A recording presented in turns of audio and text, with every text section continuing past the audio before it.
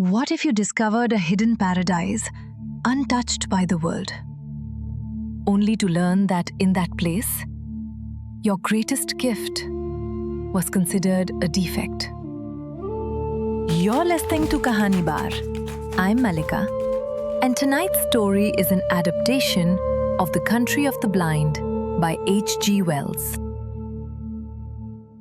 Far away, in the high Andes Mountains, hidden among enormous cliffs and cut off from the rest of the world, there existed a strange valley known in old legends as the Country of the Blind. Long ago, so the story went, settlers fleeing danger had escaped into this isolated valley. Then disaster struck. A great earthquake sealed the mountain passes forever, cutting them away from all human contact. Soon after, a terrible disease struck them. One by one, all inhabitants lost their sight.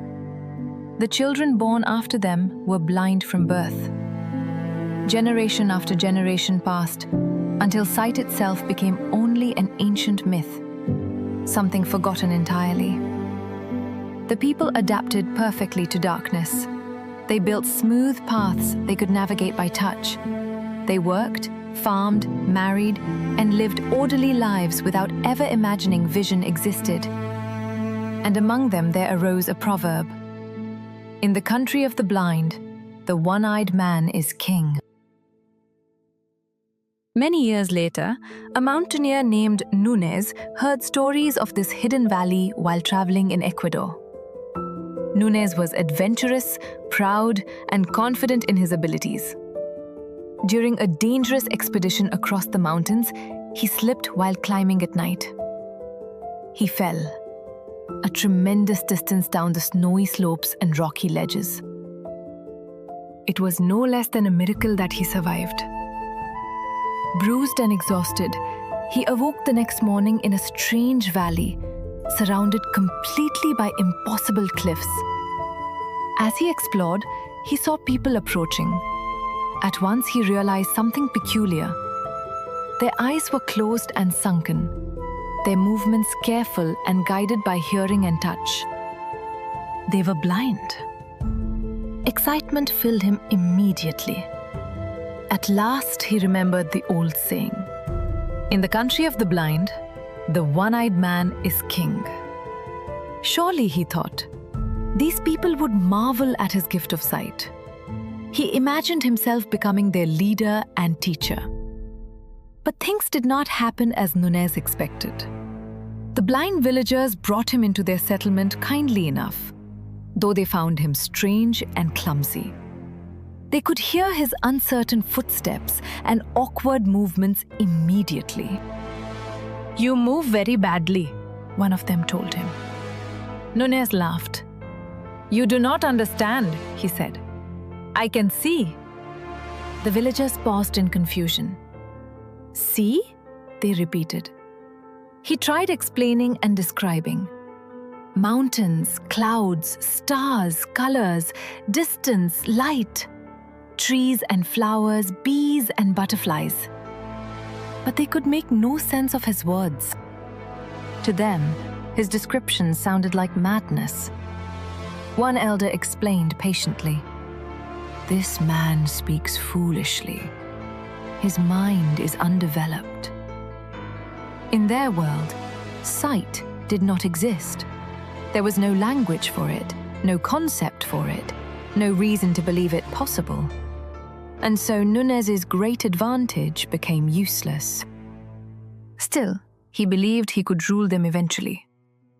He attempted to demonstrate his superiority, avoiding obstacles, describing distant objects, moving independently in daylight.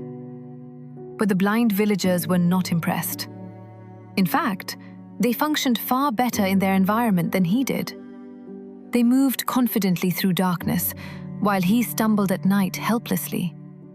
Their hearing and touch were extraordinarily refined. Soon Nunees discovered an uncomfortable truth. In the country of the blind, sight was not power. it was irrelevance.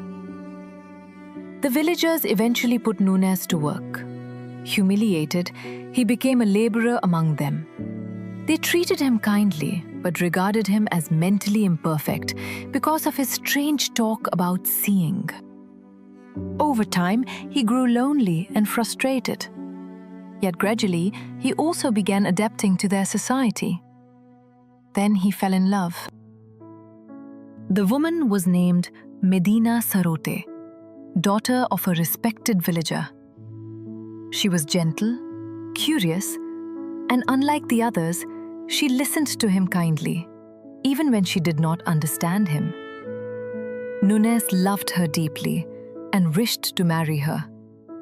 But the village elders objected. They believed his mind was diseased. After careful examination, their doctors reached a conclusion. The strange soft organs upon his face, his eyes, were causing his madness. If the eyes were removed, they reasoned, his mind would become calm and healthy. The operation would cure him. Nunees was horrified. At first, he refused absolutely. But his love for Medina Sarote tormented him. Slowly, he began considering the sacrifice. Perhaps, he thought, he could surrender sight and still live happily beside her. The date for the operation was fixed. That evening, Nunees walked alone into the mountains to think. There, beneath the night sky, he looked up.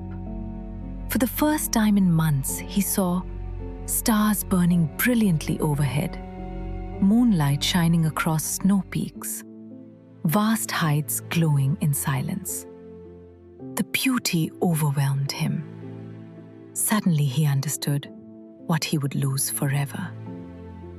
No love, no comfort, no acceptance could replace the glory of sight. At dawn, while the blind villagers still slept, Nunees climbed up the mountains. Higher and higher he went, escaping the valley of blindness forever. And the people below never understood why he left. Among the blind, the man with eyes appears insane. And so ends The Country of the Blind, a story that asks a timeless question. Who is truly blind? The people who cannot see? Or those who cannot imagine a world different from their own? In the end, Wells leaves us standing on a lonely mountainside, looking back into a valley hidden from the world, wondering whether wisdom comes from seeing more or from understanding more. You were listening to The Country of the Blind by H.G. Wells. This adaptation of the story was created for you by Nijja K and brought to you by Pixel to Pixel. If you enjoy our stories, like, subscribe, and share. This is Malika signing off. Till next time, take good care of yourselves.